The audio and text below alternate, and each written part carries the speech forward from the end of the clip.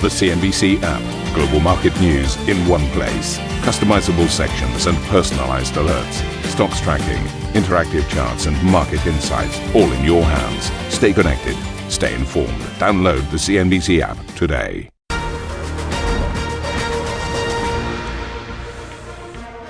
You've nearly made it, everybody. Welcome to Friday's edition of Squawk Box Europe. I am Steve Sedgwick with Karen Cho and Juliana Tattelbaum. And these actually are your headlines.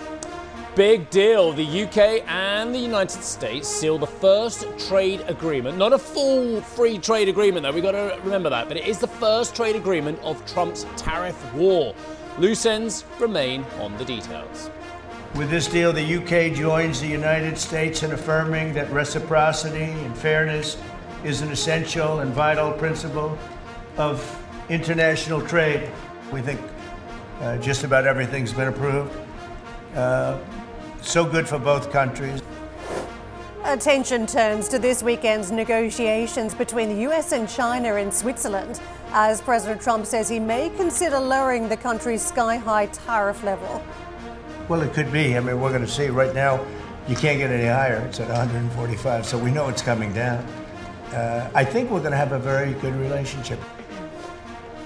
And Commerzbank bucks expectations to report profit growth of nearly 12% in the first quarter as the German lender looks to fend off the advances of Italy's Unicredit. We'll hear from CEO Bettina Orlopp in just a few moments.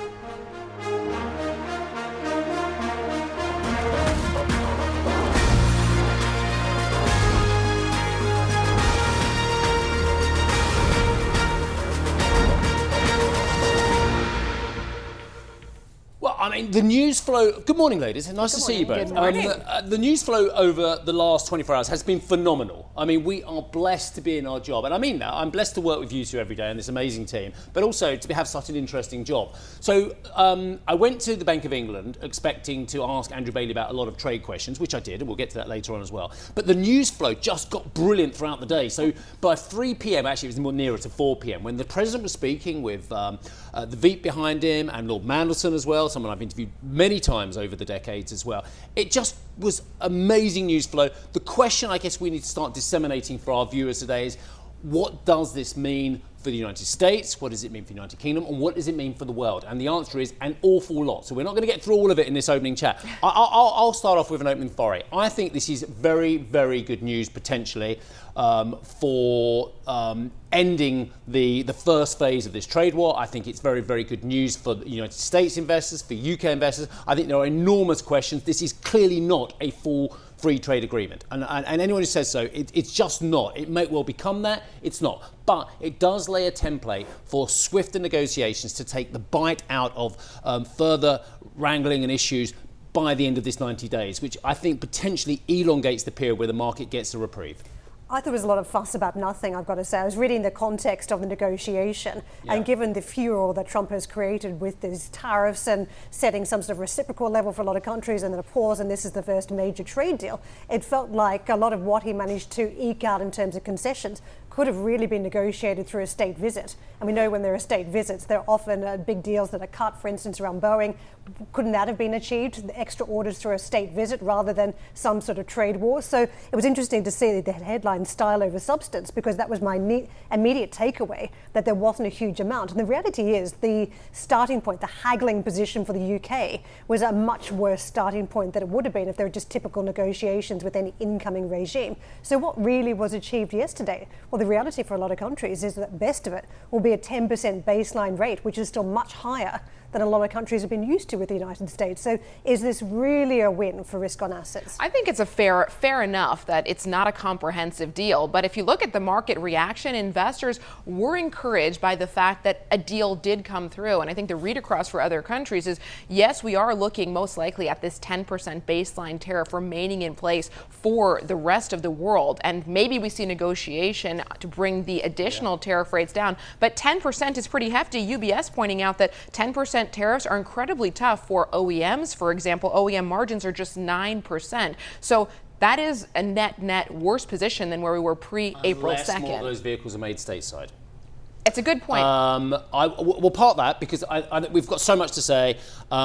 Safe to say it will dominate our conversation not only today but throughout days coming ahead. So we will give you lots more context on this as well. But brilliant, thank you for now. The US and United Kingdom have struck the aforementioned trade deal. Under the agreement, the US will reduce tariffs on imports of UK cars, as well as steel and aluminium. That's aluminum to our American friends. Whilst Britain will open up its markets to US agricultural products, but importantly, not drop those standards that people were worried about in terms of food safety. Now, however, Washington will keep, as Karen was mentioning, its 10% blanket tariff on UK imports. Not all UK imports, of course. We talked about steel and aluminium as well. That's aluminum to our American friends. US President Donald Trump and the UK Prime Minister Sir Keir Starmer both hailed the deal. With this deal, the UK joins the United States in affirming that reciprocity and fairness is an essential and vital principle of international trade. The final details are being written up in the coming weeks. We'll have it all very conclusive, but the actual deal is a very conclusive one. We think just about everything's been approved. So good for both countries. We've agreed the basis of a historic economic prosperity deal, and that is a deal that will protect British businesses and save thousands of jobs in Britain. Really important, skilled, well-paid jobs. Now, the European Union has set out 95 billion euros in potential countermeasures to U.S. tariffs to be implemented if a trade agreement is not reached with Washington, featuring agricultural and industrial items alongside several alcoholic spirits, which have proved a sore point between the two. U.S. President Donald Trump says China initiated this weekend's senior-level trade talk, saying he could consider cutting tariffs if they go well. Treasury Secretary Scott Bessent and Trade Representative Jameson Greer are set to meet with Chinese Vice Premier He Lifeng in Switzerland. China's vice foreign minister said this morning that the country has full confidence in its ability to manage trade issues with the U.S. Right, we've got some big numbers now, and we've got a fantastic guest for you. Commerzbank posted net profit of 834 million euros in the first quarter. That is up 12% on the year to a 14-year high and defying analysts' expectations for a slide. The German lender left its full-year outlook unchanged and reiterated plans to return more capital to shareholders in the coming years as it looks to fend off a possible Unicredit takeover bid. Well, I am genuinely delighted to say that Bettina Orlopp has found the time to join us on Squawk Box. She, of course, is the key person at the moment. She's the CEO of Commerzbank, and Annetta will also join this conversation. Bettina, really, really lovely to see you today. Thank you very much indeed. Look, the obvious question, so I might as well go for it, is this the set of numbers that proves that you are better off being independent rather than being part of some broader Unicredit banking dynasty? Well, first of all, I mean, it has been a very, very good quarter. As you said, a record quarter, best quarter since 14 years. It clearly shows that our standalone strategy is working. We are creating value for our shareholders, and we intend to create value also in the future. So what we do and what we focus on is really delivery quarter by quarter, year on year. And that proves to be very successful. So if you look on our share price and our market capitalization, and clearly this first quarter gives us also a lot of momentum for the remaining year. And this is why we confirmed our outlook despite all the turbulences we currently see in the world. Bettina, I'm fascinated in the conversations that you have with your other big shareholders. Now, obviously, the German government, BlackRock, Bank of America, Amundi, they are the other of the top five as well. What, if you make our viewers privy to some of those conversations, what do they want to see from you as an independent company rather than being part of Unicredit? Well, I think they want us first and foremost to create value for them, for the shareholders, and that's what our main task is. And clearly also our momentum strategy, which will lead to an ROTE of 15%, a cost-income ratio of 50%, is something which is competitive and therefore very attractive also for shareholders. They also ask us to be open, and we always stated that we would be open to at least evaluate potential options if they are on the table. But as long as there are no other options on the table, clear focus of us is in the implementation of our strategy momentum. Bettina, it's Annette here today from Tegernsee. I have a question on what is actually driving your operating result. Is it also new customers coming to your bank? Because we've seen a trend with other European banks who actually benefited from the somewhat erratic policy approach in the US. Do you have that same sort of sense? Well, I mean, first of all, our result now is driven by revenues. Revenues are up 12% as our operating income and our net income is up 12%. So it's really driven by revenues.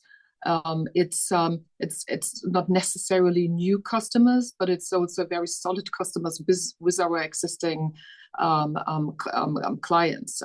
Because you should not forget that our corporate clients strategy is very much focused on connectivity. So we always said that we need to have connectivity to Germany, Switzerland, or Austria because that are our home markets, and we are specifically successful with clients who have close links to these markets. Do you also sense that your clients are more active than before, given that the economic picture actually might look a little bit more promising with the new German government in place? So there's a lot of hope that they will enact business-friendly reforms? I mean, you see it in the latest IFO data. It's becoming better. It's not yet great, but it's becoming better. And also our forecast, at least for 2026, has improved based on the stimulus package, because that will balance out and more than that, the negative impact we expect from the tariff situation, the 10%, which we currently see. So this year, we have reduced a little bit our forecast for German GDP down to 0%, but we have improved it for next year. With respect to the sentiment, I mean, we see that our corporate clients are sitting on their investment programs. They know exactly what they want to do.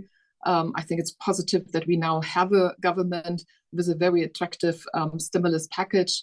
And I think it's now important that we see also quickly necessary reforms with respect to bureaucracy and things like that. And then clearly you will also see the investment plans implemented. Bettina, it's Karen jumping in from London. I want to ask you about interest rates, because we seem to be seeing the ECB responding to the growth shock scenario thanks to tariffs and stepping up the interest rate cutting regime, perhaps even getting under neutral in some sort of accommodative territory. What are you banking on this year now when it comes to those net interest margins, and what are your expectations around those rates? I mean, we have been, anyhow, already in February, very conservative with respect to the interest rate development, and we assume that interest rates will come further down.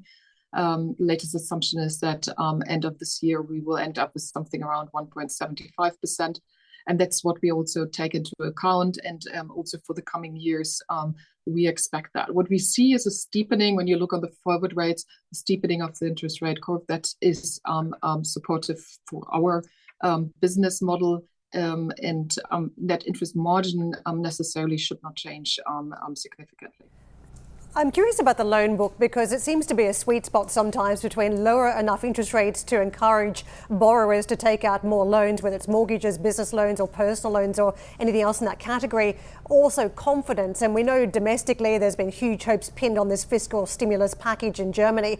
Are you approaching that sweet spot when it comes to the loan market and that portfolio?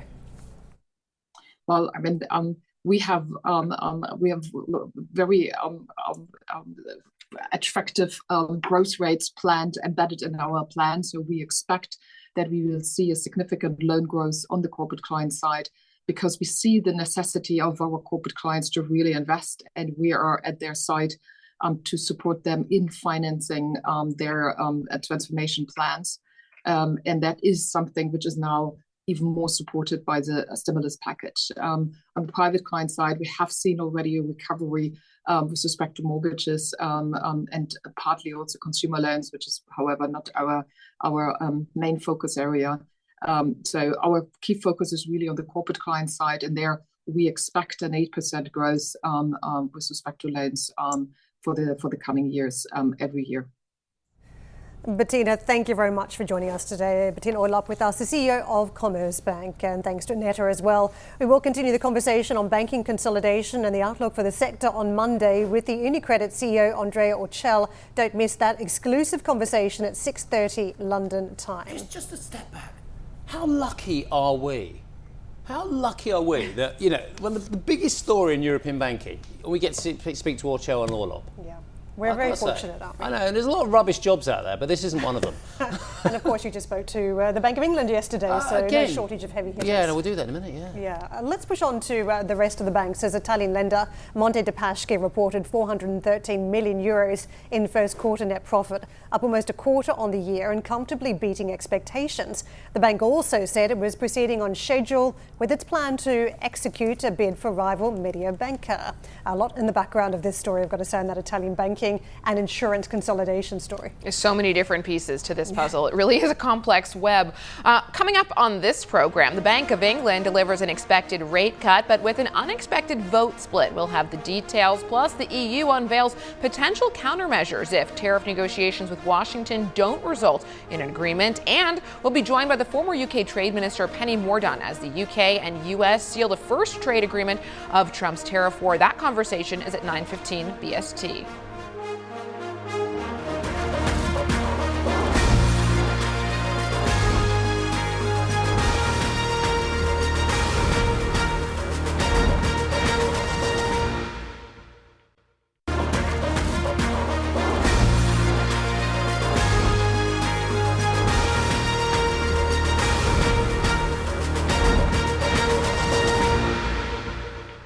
The Bank of England cut interest rates on Thursday in a move likely to bring some relief to borrowers, businesses and hard-pressed consumers. The central bank reduced its key interest rate to 4.25% amid a backdrop of lackluster economic growth and uncertainty, of course, around US President Trump's trade tariffs. The cut had been widely expected, but was far from unanimous. I mean, it was a 7-2 vote for a cut. OK, let's just get that out there. So it was pretty positive. But you had 5 of them voting for 25 basis points, 2 members wanting 50 basis points. That was Alan Taylor and Swati Dhingra. But 2, Hugh Pill, the economist, and the Catherine Mann hawk, both wanting to keep rates on hold. Really interesting. Now, Governor Andrew Bailey told Steve, it says here, that's me, that there were multiple factors to take into consideration. Let's see what he said to Steve. So there's a risk on one side that we could get a much more severe weakness of demand than we're expecting. That could then pass through, obviously, to having a weaker outlook for inflation than we're expecting. There's a risk on the other side that we could get some combination of more persistence in the inflation effects that are gradually working from what happened a few years ago, that are gradually working their way through the system. For instance, that we won't get the sort of fall off in the level of pay settlements that we're expecting, and I think actually beginning to see signs of, but those signs turn out to be not sort of in a sense fulfilled, and that the supply capacity of the economy is weaker and doesn't start to pick up. We could also, see, some rebound of energy prices, for instance. So those things are on the other side. And it's interesting you said it's being seen as a hawkish cut. Obviously, that's in relation to I think what was being expected. I think for us, and we've used a couple of scenarios as starting to illustrate these sort of two sides of the coin, if you like. I wasn't at all surprised. I think this is it's fairly finely balanced, which is why we're using this gradual and careful language. And I think the outcome was frankly very much reflective of the balance of opinions on the committee. In that sense, I wasn't at all surprised by it. If there's one word I saw the most in most of the 97 pages I've read today, I think last time perhaps it would have been careful and gradual. This time it's uncertainty. Yes. Uncertainty, yes. Trade, tariffs, US. It's smattered throughout the report today as well. Even if we get a free trade deal of some type today, which we're expecting, that uncertainty is not going away, is it? Well, first of all, you're right about uncertainty. And you're right that the trade and tariff situation has injected uncertainty into the situation, more uncertainty into the situation. And by the way, when we've looked at it in sort of forming those views, we've looked at the trade and tariff situation sort of in two parts. One is the direct, the sense of the consequences of what's announced, And then this extra layer, as you rightly say, of the uncertainty around the sort of, what's going to happen next, what's the process for doing it, and all that. And they're both relevant, and there's more uncertainty now than certainly there was in the past. So you're right that we have to take this uncertainty effect into consideration. Look, a UK-US trade agreement is very welcome in that sense, very welcome. But the UK is a very open economy. So the effects that we're seeing from trade and tariffs on the UK economy are not just a product of the bilateral trade relationship between the UK and the US, they're also a product of the whole network of relationships, US and other countries around the world. Now, I hope that what we're seeing, what we're seeing on the UK-US trade side is obviously going to be the first of many, and that it will be repeated by a whole series of trade agreements. But we have to see that happen, of course, and where it actually ends up, because, of course, we are looking at tariff levels that are probably higher than they were beforehand.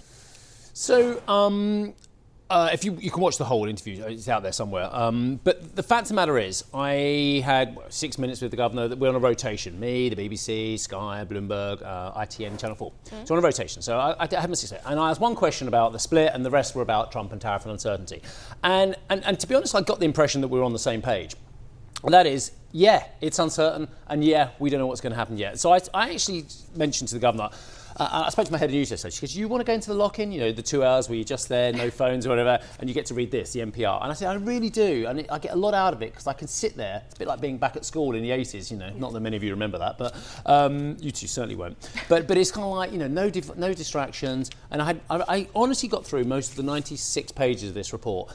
And it was undoubtedly uncertainty. I read what their agents were saying, with the Bank of England agents throughout the country, and there are so many risks out there, and there are so many concerns about the economy as well.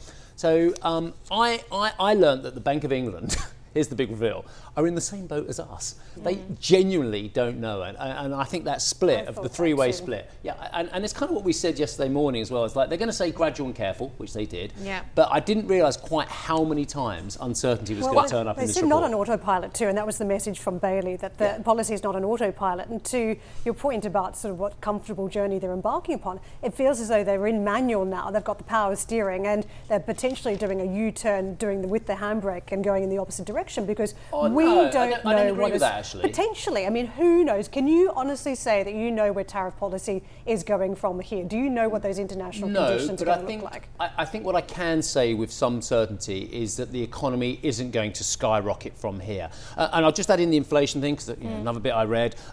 We talk a lot about the 5.9% AWE, average weekly earnings. That's been the real sticking point that we've discussed on this show many times as well.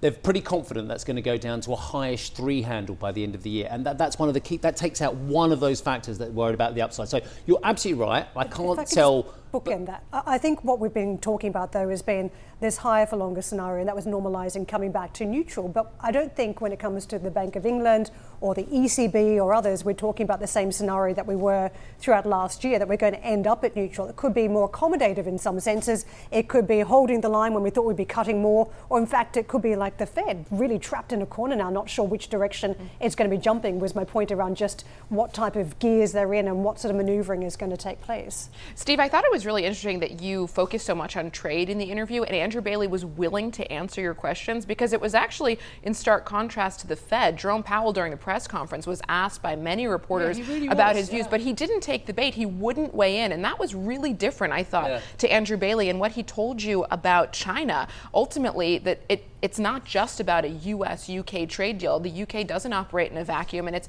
extremely sensitive to what's happening around the world. And he seemed to point you to the China deal. He said it's really all about that. I picked up on him. I've just from the press conference earlier, he says, I take issue with the presence that the trade relationship has to be shaped in balance, which is basically the premise for the trade wars at the moment. Everything's got to be in balance. So he takes issue with that, and he takes issue with the bilateral trade deals. He wants to see the reinforcement of the multilateral trade deals as well. So that's all in the interview, and I thought it was fascinating that he went there. I agree with you. But again, it goes back to what we're going to be left with on the weekend. If there's any progress and we get off the 145% punishing embargo level and settle back at a 50% level, like we've got this 10% baseline in the UK, is that going to be good enough, or is the reality going to set in for markets that, look, this is very, very different to where we were last year as we're talking about US exceptionalism, and is it going to require some sort of policy reshaping from central banks when that lands in the marketplace? Well, I'll just say the president is right.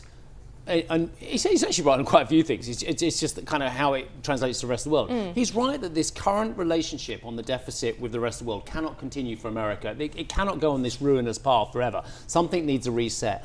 And the China-US relationship is a large part of that. It does need a reset, Karen. The Chinese do need to start consuming more, and dare I say it, as part of that, consuming more goods from the rest of the world rather than just from Chinese manufacturers. Otherwise, this isn't going to work for America. It's not going to work for American voters, and it's only going to get worse. It does feel like all signals point to this weekend being the most important. Only we had a key correspondent going to Geneva. If only. Well, I'll see you on Tuesday because I won't be in the office on Monday. But it does feel like it all comes down to the U.S.-China relationship, and seeing deals around the world struck, will be incremental good news, but it all really comes down to what happens between Beijing and Washington.